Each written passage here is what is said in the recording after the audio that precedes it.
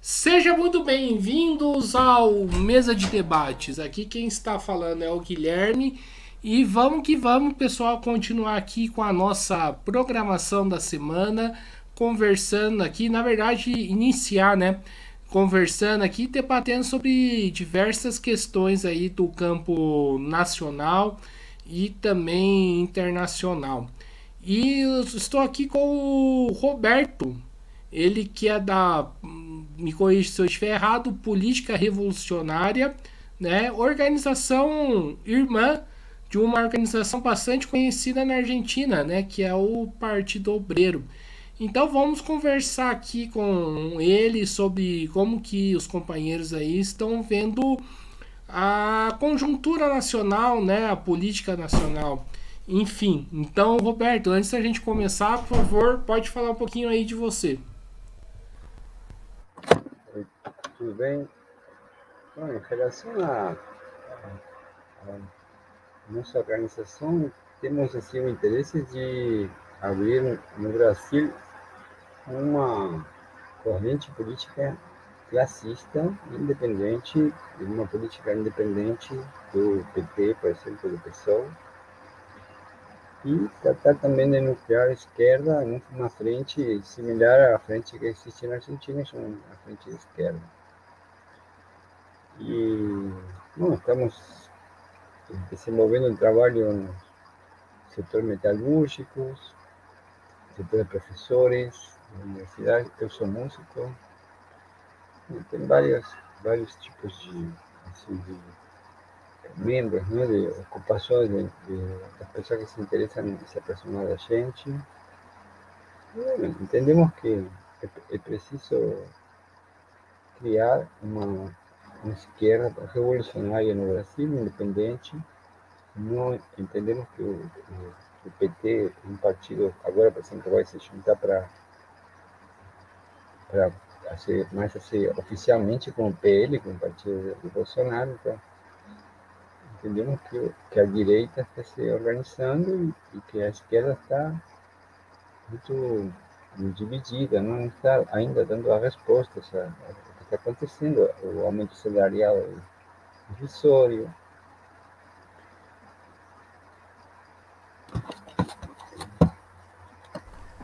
Desculpa que entrou uma coisa aqui.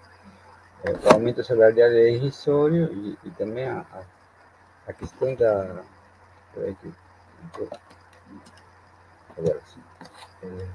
A questão da política externa brasileira, não? Apoiando o golpe no Peru, tendo uma postura similar de apoio à OTAN em relação à Ucrânia. E são vários fatores que fazem que a gente tenha a ideia de criar uma organização diferente.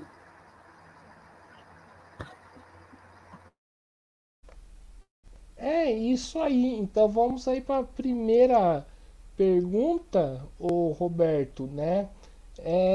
Passado aí 9 meses, né, do atual governo, qual que é o balanço, né, que a sua organização faz em relação a esse novo cenário político nacional que se abre? Bom, o Lula teve ele conseguiu reunir a esquerda, por exemplo, o Partido Verde, PDT, Partido Comunista do Brasil, o PSOL, e a direita, né? PT, PL, MDB. Então ele conseguiu fazer uma frente ampla com a qual a burguesia está feliz porque ela consegue com isso dominar as centrais sindicais e ao mesmo tempo alinhar as setores de direita em um projeto político que beneficia, continua se desenvolvendo a mesma política de sempre, né? De opressão. E, bom,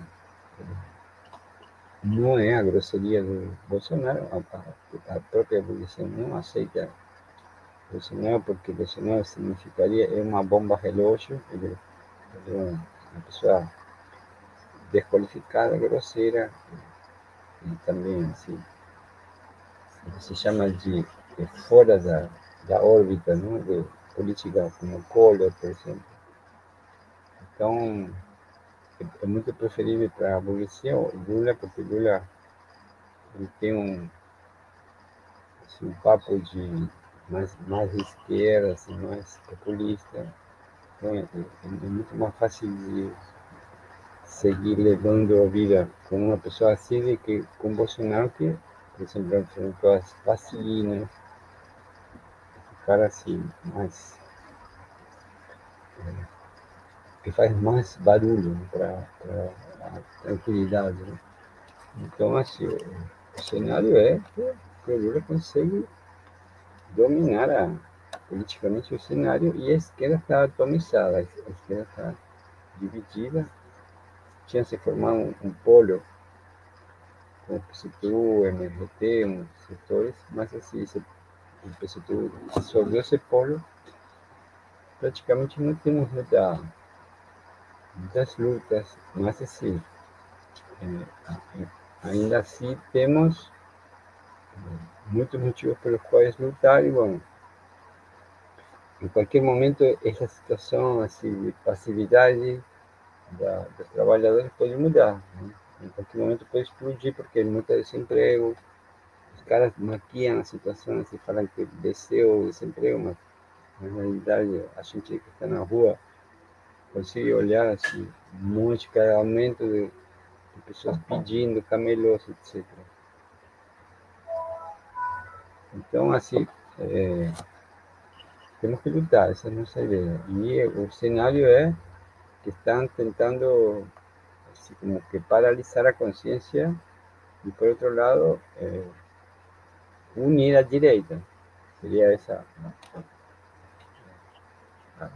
o projeto, não? Do capitalismo.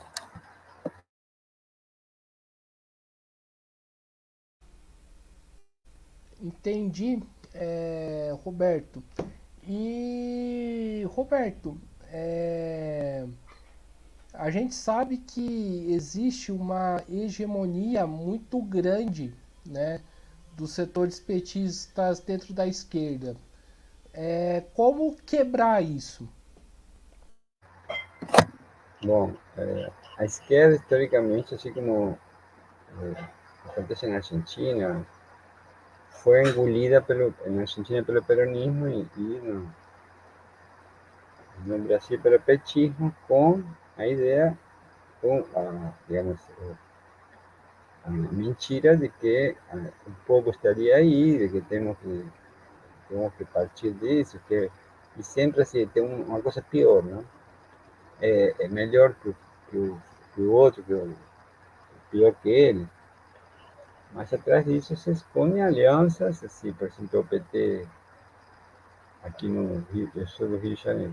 No Rio de Janeiro apoiou Garotinho, Cabral, Paz, Pezão, Crivella. Agora apoiou Claudio, o cara do governador.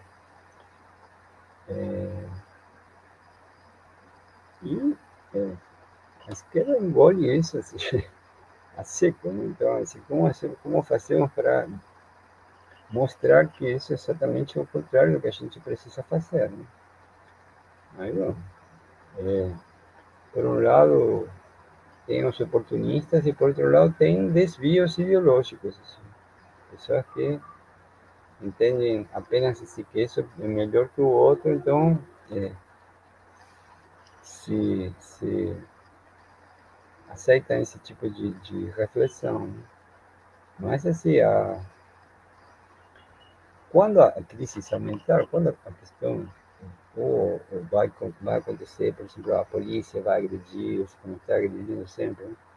Quando a coisa subir de tom, pode ser que as pessoas consigam entender que tem que dar um limite nessa política e, ao mesmo tempo, temos que criar uma consciência de que como conduzir essa luta para enfrentar realmente isso. Mas, assim, neste momento,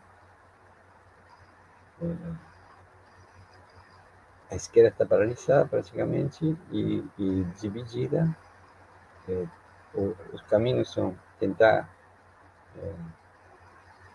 reunir a esquerda primeiro, aí depois tentar aparecer ou participar das pequenas assim, lutas que estejam acontecendo, por exemplo, os servidores públicos estão sendo atacados, as enfermeiras, os professores.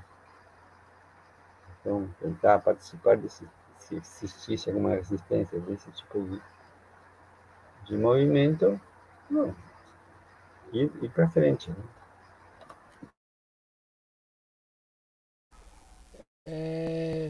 E Roberto, você é de uma organização, né, organização irmã, né, do Partido Obreiro, que está na FIT, né, ou na FITO, que é uma experiência bastante riquíssima, né, da Argentina de esquerda independente, né, com independência de classe, né. O que a FITO, né, ou a FIT tem para ensinar aí para a esquerda brasileira, principalmente para a esquerda classista? Tem muito que ensinar, porque eu convivi com a época de que não se conseguia unir a esquerda. Eu convivi com essa época aí na Argentina. E depois, quando a esquerda entendeu que teria que se sentar na mesa e falar, cara, temos muitos pontos em comum, vamos a bom, fazer assim, tipo uma lista de princípios e, bueno, vamos a intervir nas eleições, na rua, nas lutas e tudo. Tá? Um ato de 1º de maio, não sei, todo esse tipo de... E, bom, isso aqui aconteceu agora com o Polo Socialista Revolucionário, que foi uma iniciativa do PCTU nas eleições, mas acabou sendo um projeto eleitoral, porque acabou as eleições e o PCTU caiu fora. Bom, estamos agora tentando reconstruir isso, essa ideia de frente de esquerda, estamos fazendo reuniões. A ideia para mim é assim, essa ideia de união da esquerda é uma ideia básica que eu estou tentando assim, discutir com diferentes correntes há muitos anos aqui. Não consigo efetivar isso, mas assim, eu acho que a saída é essa. Existe uma esquerda, digamos assim, pelega, aqui que seria o PSOL, o PCdoB, todos esses grupos PV, mas assim, existe também pessoas assim, de esquerda que não estão a fim de ser manipulados pelo PT, nem engolir as coisas que o PT faz. Então, essa esquerda deveria ser unida, deveria lutar junta. É uma vergonha que até agora isso não seja uma coisa entendida assim, como evidência, uma evidência. Assim.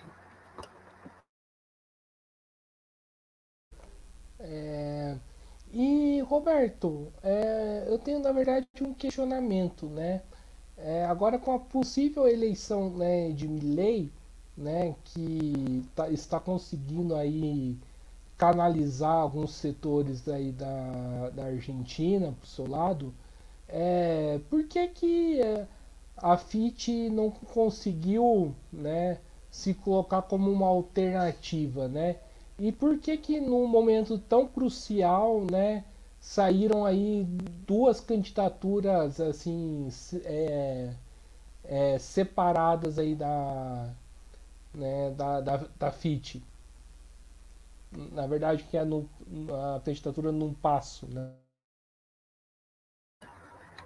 Eu te falo assim, bom, por um lado, na Argentina acontece um fenômeno muito diferente do Brasil no sentido, mas em outro sentido muito similar.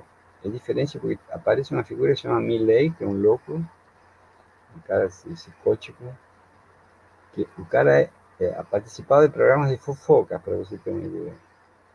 Mas, assim, com um discurso, bom, agora acabou, tem que mudar tudo, é um discurso similar a Bolsonaro.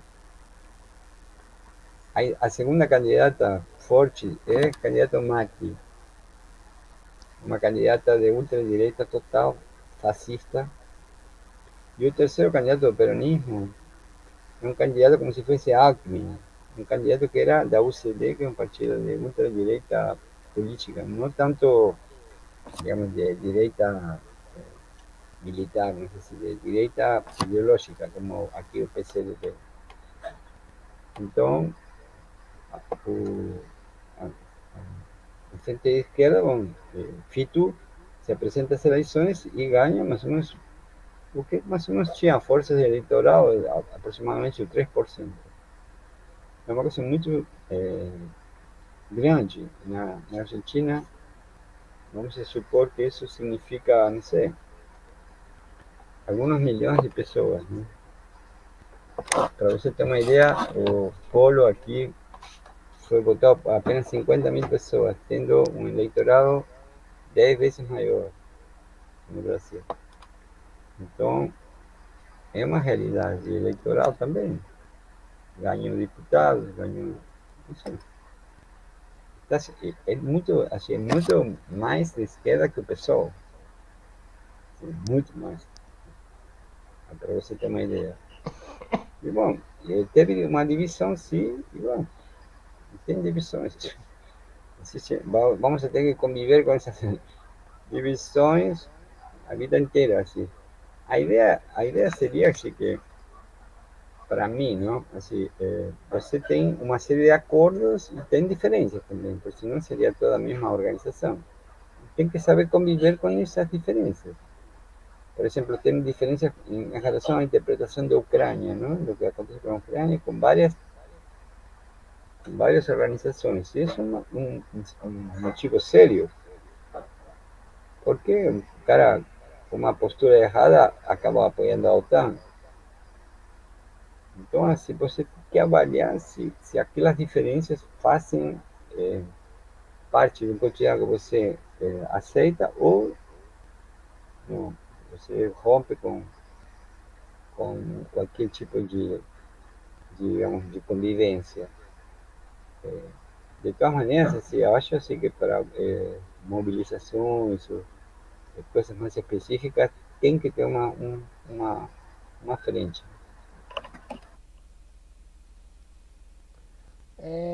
Entendi, ô Roberto.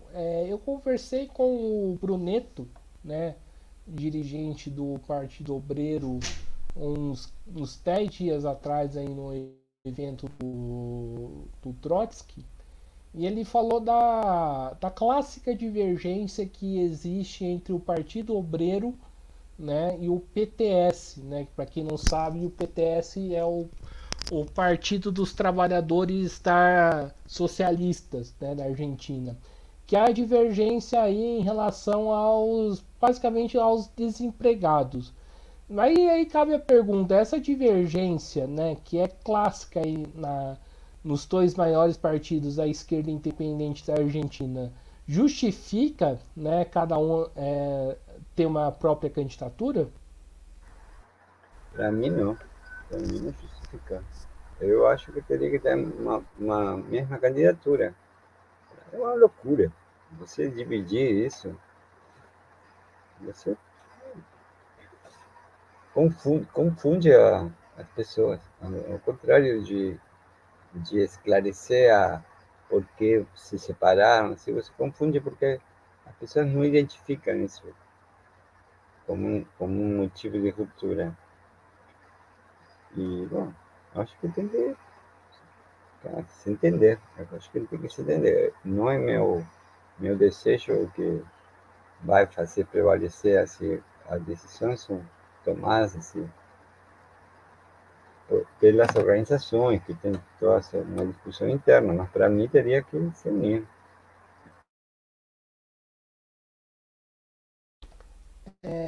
Então vamos aí para a próxima parte aí da entrevista, né? Falar um pouco aí da situação da Ucrânia. Primeiramente, eu gostaria que você explicasse um pouco mais, né, para os ouvintes, como que você enxerga essa guerra.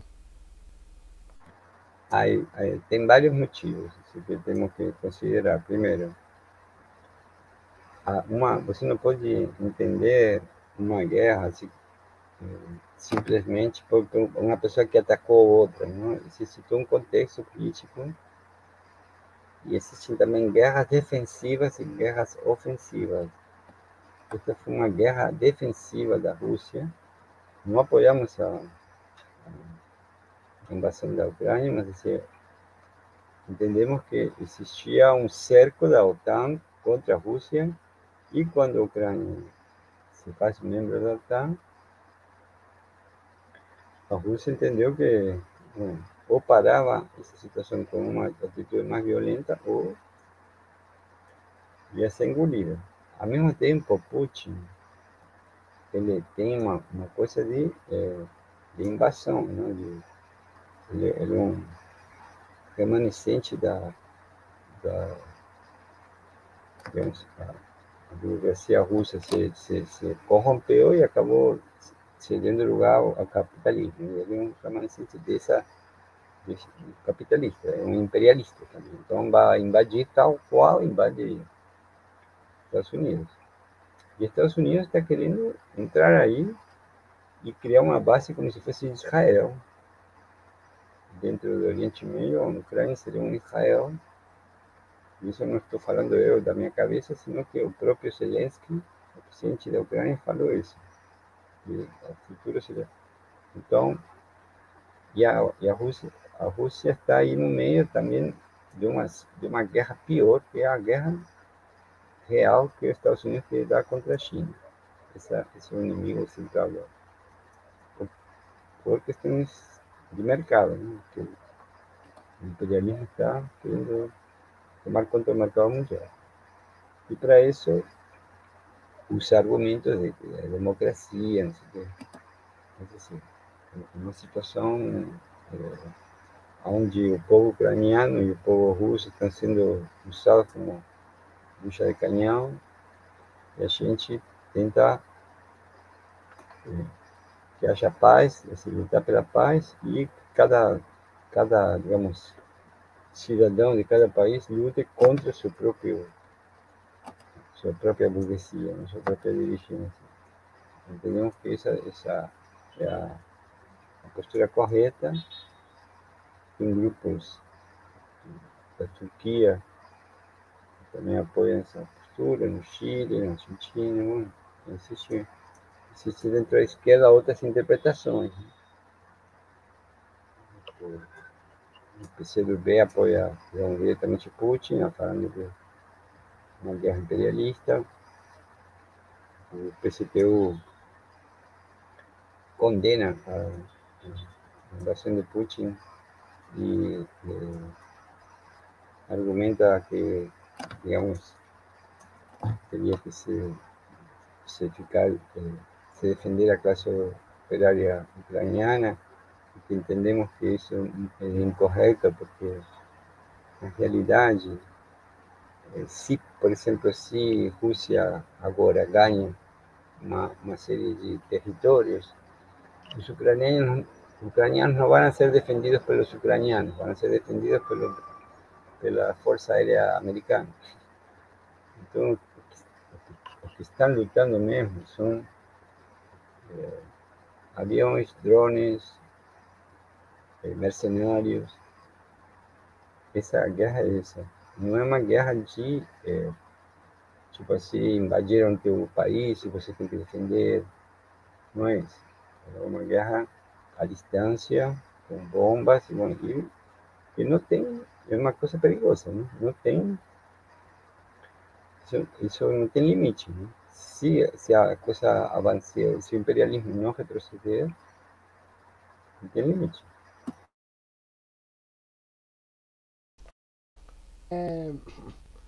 Roberto, o que você diz aí, né, de alguns setores da esquerda que tomam lado, né, dessa guerra, né? Tem setores da esquerda que infelizmente são pró-Rússia, né, e que são capazes aí de falar que a Rússia invadiu a Ucrânia por um suposto combate ao nazismo ucraniano, né? Como que você enxerga a posição aí dessas correntes? Isso é falso. A Rússia também é um nazismo. A Rússia bom, vem de um. Bom, a palavra nazismo é uma palavra muito ampla, não? Assim, vamos usar nazismo como sinônimo assim, de totalitarismo, alguma coisa assim. A Rússia também vem dessa tradição. O Stalin era um ditador, né? Um opressor. E Putin também, exatamente. E em vários. Não se trata assim da democracia russa contra o nazismo ucraniano, não é isso.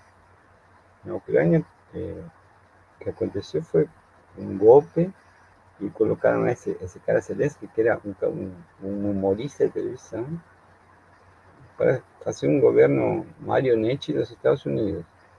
E na Rússia, depois da decadência do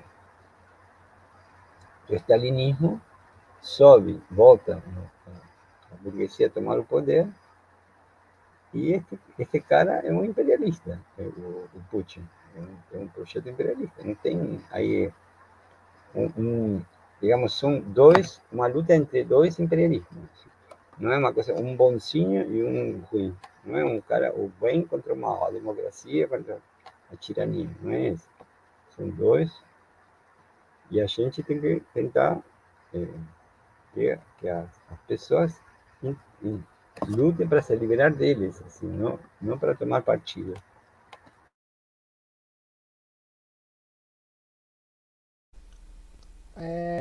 Ainda sobre o debate dessas correntes, né, o Roberto, é, qual que é o problema, né, teórico, político e estratégico delas, na sua opinião? Porque para mim é um completo abandono, né, da independência de classe, né? Eu, assim, por exemplo, cada corrente tem uma tradição. Não sei, por exemplo, o PCdoB e o PCB são correntes que vêm do stalinismo ou do maoísmo. Então, elas vão ter um desvio nesse sentido de apoio a Putin pelo histórico que eles são vêm da tradição stalinista, né? Ou maoísta no caso do PCB, PCdoB. Aí agora tem outras correntes, como por exemplo, o PCTU, que tem um desvio, para mim, de compreensão. E tem o PT, por exemplo, que há um desvio de oportunismo. Há um desvio de. A política externa do Brasil é orientada para os Estados Unidos. Por isso que apoia o golpe no Peru, por isso. E nos pontos mais importantes, né? Nos outros pontos, o Lula tenta se manter assim como tentando se equilibrar, porque ele também tem interesses em negociar com a China, o comércio é muito forte, mas assim, nos temas principais ele é pró-Biden, né? Agora, por exemplo, foi na América e falou que o salário teria que ser maior, da humanidade, não sei. Ele fica alimentando essa esquerda paralítica com esse tipo de discurso, né? Roberto, tira uma curiosidade minha, né? É, antes, né, de ter uma nova corrente aqui no Brasil, né, por muitos anos o PCO foi, né, corrente irmã, né, do PO na Argentina. O que aconteceu nesse rompimento, né? O que houve, né, que essas duas correntes romperam? Eu acompanhei isso, né? Porque eu, quando conheci o PCO, eu levei um tombo porque pareciam lunáticos, assim. Era uma época assim, que era ultra esquerda total. E parecia que não conseguiam conversar com ninguém, que não conseguiam fazer uma espécie de, não sei, pessoas que pareciam ter saído do partido bolchevique e amanheceram em Copacabana. Assim, uma coisa. E ao longo do tempo eles começaram a tomar uma postura pro-PT total. Agora é como se fosse mais petista que o PT. Pior que o PSOL. O PCO hoje é uma corrente petista. Digamos, como se fosse um braço do PT. E, bueno, e o Partido Obrero, em um momento, teve afinidade, mas depois se rompeu porque, naturalmente, os caras foram parar no PT. Entendeu? Hoje os caras, assim, você escuta qualquer tipo de discurso, é pro-PT total. Os caras abandonaram qualquer. E aí acho que foi uma coisa de oportunismo mesmo, de grana. Aí nesse caso, não tem confusão política. Não. Nesse caso, eu acho que é uma questão de grana mesmo, que foram comprados foram seduzidos pelo poder, pela grana da CUT, igual que o PSOL, né? A dirigência do PSOL toda está evoluindo para o PT, não? O Freixo, o Boulos, todo mundo vai acabar. Não foram seduzidos pelo PT, pelos cargos, agora o cara é deputado, ganha não sei o quê, é candidato a não sei o quê, o cara é seduzido por esse tipo de coisas e abandona de maneira assim, evidente, abandona todo tipo de pensamento marxista. Passa que para ele não pode ser completamente assim, exagerado, então ainda tem um discurso, a bandeira vermelha, se reivindica socialista, mas assim, na prática é petista, então abandonou o caminho, né?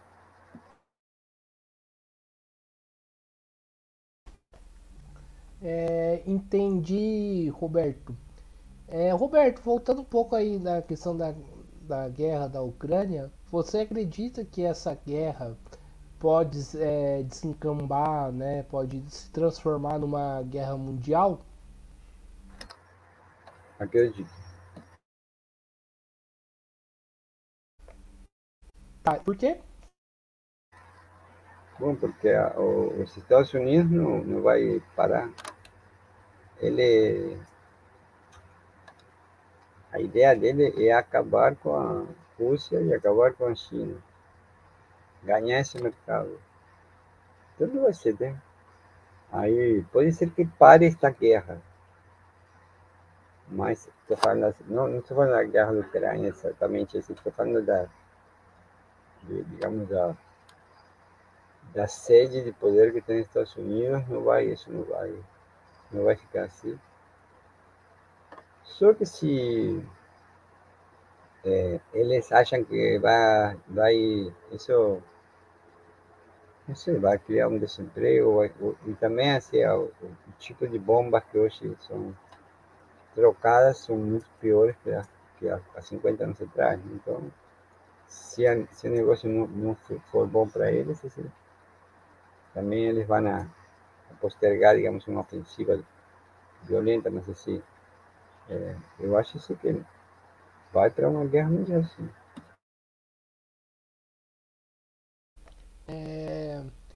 E Roberto, falar um pouquinho aí da luta, né, do combate à extrema direita, né?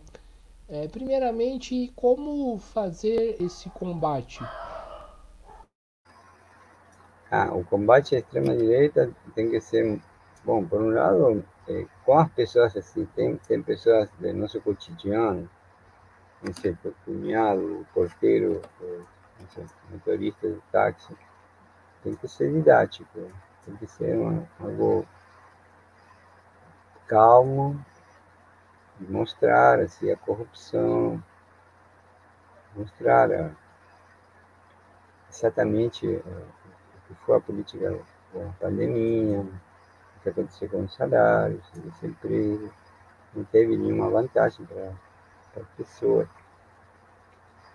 E a nível assim, maior, assim, a nível nacional, Bom, está existindo, digamos, um movimento contra essa ultradireita que é muito positivo. Então, tentar, por exemplo, que vá em cana todo mundo, eu acho que o PT vai dar uma anistia de tudo isso. Tentar que os caras vão em cana. Na Argentina isso aconteceu, muitos dos militares assim, que foram da ditadura foram em cana, apodreceram a polícia. Então, tentar que esses caras que participaram disso de 8 de dezembro, o Bolsonaro, os filhos de Bolsonaro, todos os ministros dele, todos os que apoiaram essa atitude golpista, vão em cana. Isso seria maravilhoso, porque seria como se desmoralizar mesmo os caras, né? Eles são cretinos e têm que ser colocados na cadeia.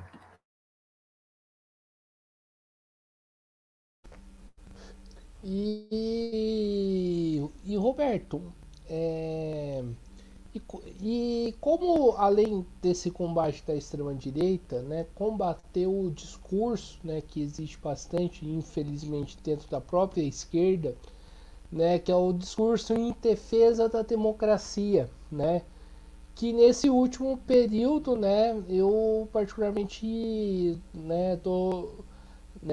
tô vendo esse discurso caminhar para um lado, inclusive mais reacionário, né, que é o acordo, né, que o Lula faz aí com os militares, né, que é algo extremamente problemático. Mas assim, qual seria a pergunta ou a questão? Não entendi, por favor, repete. Liga o seu som, por favor. Qual seria a questão ou a pergunta? Você apresentou um tema, mas assim, Sim, como, né, como fazer esse combate, né, contra a extrema direita sem cair no discurso que os setores majoritários da esquerda fazem, que é o discurso em defesa da democracia. sim, o que acontece é que não se entende muito bem o que é democracia, porque na realidade a democracia não existe, né? O que se está discutindo não são sistemas de digamos, políticos, não se discute, por exemplo, socialismo, capitalismo, são opções capitalistas. O que estamos discutindo aqui são opções dentro de um sistema de opressão da sociedade, e essa democracia é uma falsa democracia, né? E as pessoas viajam, se alimentam desse tipo de discurso. Por exemplo, agora está tendo uma coisa de taxação dos grandes ricos e aumento salarial, não? E o PT aparece como se fosse um partido de esquerda que tira a grana dos ricos e vai dar para os pobres. Assim, se você botar uma lupa nessa questão, não vai tirar grana dos ricos assim, coisa nenhuma, e não vai dar essa grana para os pobres, coisa nenhuma, e apenas assim, um ajuste de impostos que eles querem taxar assim, a grana que entra e a grana que sai. Até agora só se taxava a grana que sai, mas agora se vai taxar a grana que entra, não se sabe quanto. Os caras também podem evitar esse tipo de pagamento, porque é um investimento que você pode evitar. E o aumento salarial é ridículo. Está pensado se fazer aumentar apenas esse 1, 2% acima da inflação. Então as pessoas pensam, não, o PT é de esquerda, tira a grana dos ricos, dá para os pobres. Ah, democracia contra a ditadura. O sea, o Bolsonaro é fascista e a burguesia ganhou, não sei o que, contra o golpismo. Assim, a aliança, por exemplo, atual do PT com o PL, que é o partido do Bolsonaro, da ultradireita, deixa claro, evidentemente, que quem governa são os mesmos caras de sempre. Assim, o que muda é, digamos, o administrador, o cara que está na frente. E o discurso também muda. Não é igual Lula que Bolsonaro. O Bolsonaro é um fascista, o Lula não. O Lula é um social-democrata, um cara que sabe falar para todo mundo. Agora esta política vai ser para ajudar todo mundo, é fomiceiro, tem todo esse discurso atraente, ¿no? Mas assim, fomiceiro nunca, ele não conseguiu em 13 anos de governo, e agora, como vai conseguir fomiceiro? Não faz nada para isso. É um discurso para as pessoas assim, terem a ilusão de que ele seria uma espécie de benfeitor, mas assim, estou falando que não discutimos sistemas de governo, estamos discutindo quem administra um governo capitalista, um governo da burguesia no Brasil. Estamos discutindo isso. Se é Lula, Alckmin, ou se é a luta de direita Bolsonaro, mas isso não são opções. Assim. As opções teriam que envolver outros tipos de princípios políticos que não estão aí. Então, se está vendendo o que seria você agora vai para tal lugar, como se fosse, você agora é um cara que pode escolher.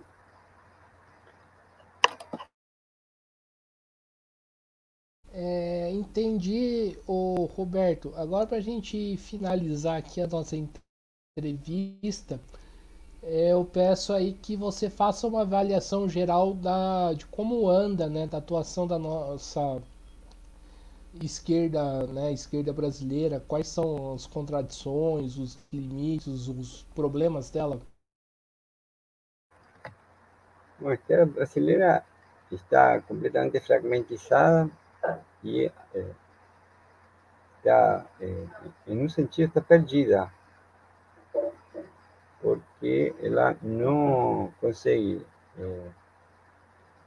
enfrentar o sistema, não consegue crescer, não consegue tomar conta dos sindicatos, mas isso não quer dizer que não exista uma vocação de independência. Por exemplo, tem uma corrente sindical